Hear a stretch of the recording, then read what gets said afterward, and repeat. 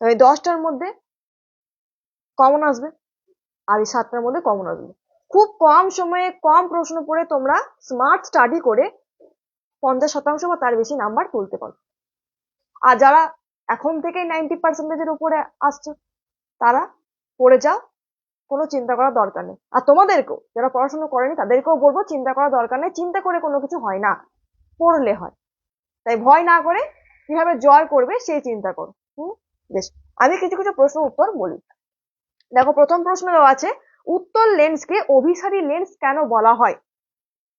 অনেক স্টুডেন্ট এটা জানো, অনেক স্টুডেন্ট জানো না। আমি জাস্ট বুঝিয়ে দিচ্ছি কিভাবে লিখবে, সেটা বইয়ে আছে, সহায়িকাতে আছে, এছাড়াও যে টিউশনে পড়েছে সেই টিউশনের নোটস থেকে তোমরা পেয়ে যাবে। উত্তল লেন্স দেখতে কেমন হয়? এরকম দেখতে হয়। বেশ, অভিসারী মানে কি? একটা রশ্মি